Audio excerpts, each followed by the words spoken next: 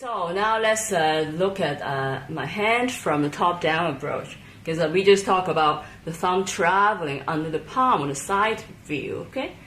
Now, first thing, I want to talk about the palm because when people play, not just scales, but in playing anything in general, there's a lack of palm awareness. What I mean is, they don't know how to control the palm, okay? So you have to control your palm. Actually use your palm to control your fingers. So how do we do that? Don't play like this, the first thing, because this is not controlling your fingers at all, because you're just like doing this and then, or like you push the fingers to the front, this is not helping. So what you want is do this, okay? It's a little bit like a grip, okay? Like when you're holding a bowl, Imagine, if you don't know the feeling, that's okay. You can use, I ask people to use a grip like this, like these kind of thing to squeeze, so you have, it doesn't have to be like really big squeeze, but what I mean is you have to know, okay? You know how to use your palm, okay? This is for like, experiment for little kids, small, so you feel there's like a little curl, okay? You curl down. So then, this generates a space underneath the palm, so there's space between the palm, the bottom of the palm, or the inside of the palm, and the key surface. So that is space for the thumb to travel, okay? So that's very important, because if you do this, then there's no space to travel, okay? Then you have to pick it up. Or you don't actually have to pick up at all like this, okay? Nobody has to do this, but a lot of people do this because it is absolutely wrong. Because you take a lot of time to do this, and then you will hit the note from above and then not smooth, and there's a sudden accent. So you don't want an accent, okay? You want to be smooth. So you want to move the thumb like this. Okay, so how do we move the thumb? So the palm, okay, people can know how to stretch, extend the palm, but they don't know how to contract, okay? Well, there's other things I want to talk about, the stretch, but let's talk about the contraction. So when I'm playing, what I'm doing is, okay, I'm travel the thumb, then you see I'm moving this part of the palm in the middle. So there's smaller gap between this, okay? You try to move it like that, okay? So what you're doing is this, da-da-da-da, okay? So a lot of the times it's not just this. You really have to contract, not just this part, actually a little bit of this. So like that. Move in, move in, move in, okay? Like pumping the heart. Okay, so you contract the palm so that you can move this, okay?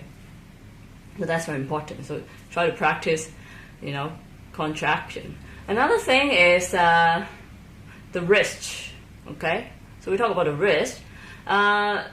People know how to pick it up, but that's actually usually too much of picking up the wrist, because what you're doing is actually picking up the wrist with the forearm, and that's why you always get tired in the forearm, after playing it for a while. You want to actually use the whole arm that we talk about in other videos and in my book, the Piano Freedom and the Technique book.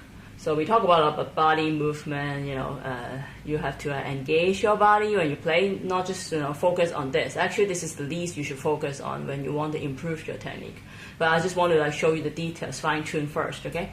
So here you have to move your wrist, okay? So first of all, actually, try to see if you can move your wrist. Like it's a bounce, like you're bouncing a ball, but only you're doing it on top of the key, so like this. Okay, so you can do this, because a lot of people don't know how to kind of move down a little bit. When they move, the palm collapse.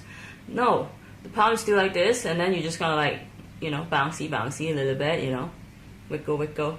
So that, and also wrist, other than going up and down, the wrist can go sideways. So watch me when I do this.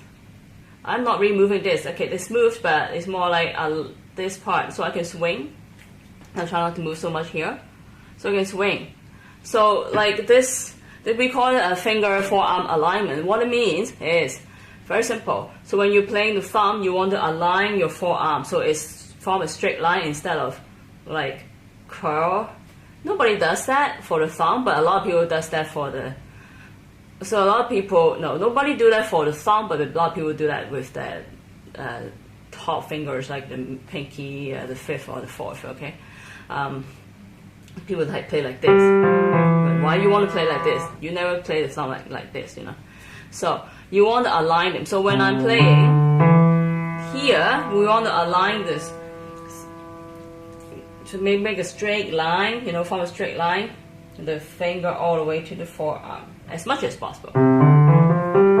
So you see my wrist actually move. So I'm kind of like this, Not instead of a wave up and down, maybe think about a wave like that, sideways, I don't know, sideways. Think about it sideways, but go do this little small movement.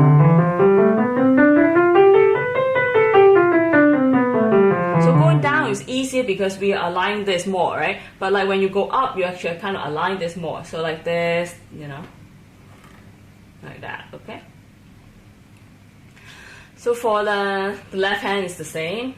Going up is easier, right? Because we are going to this direction. Somehow it's easier because we align the top.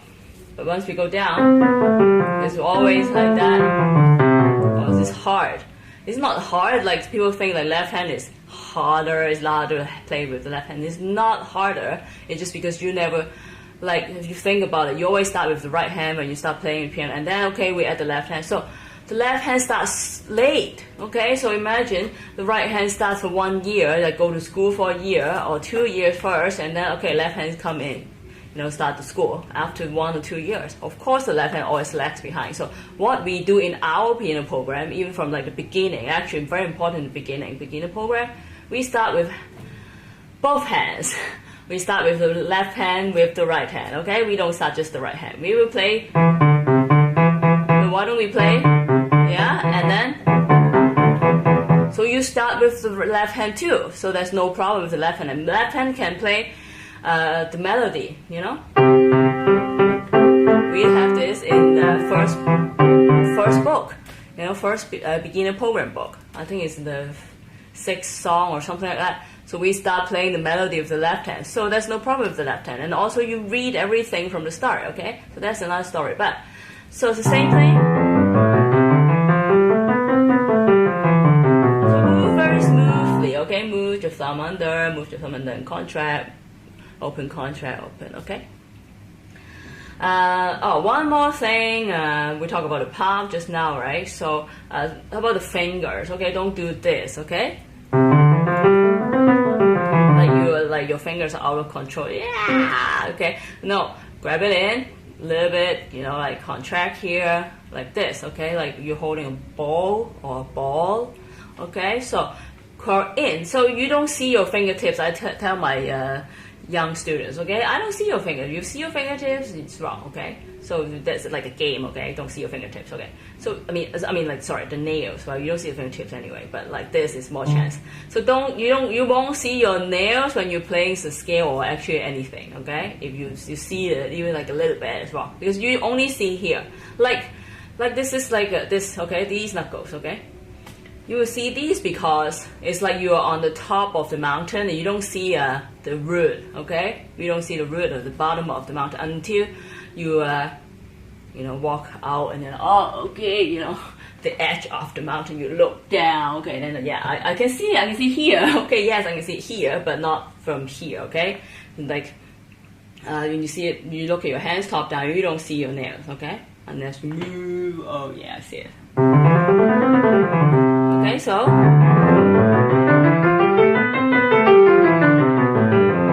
you should be able to do this in a slow tempo, smoothly, hands together. Well, start with hands separately. Start with like a 1 octave even, because you want to align. Okay, so one more thing. There's a lot of things, but one last thing.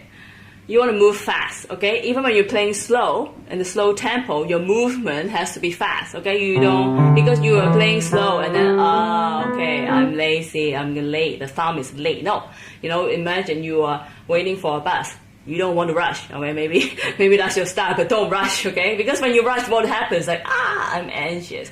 And then your hair is messed up even after you dry your hair, you know? You don't want that. You want to like nice, dress nice, be there for the occasion. You don't want to be early. You want to wait for the bus.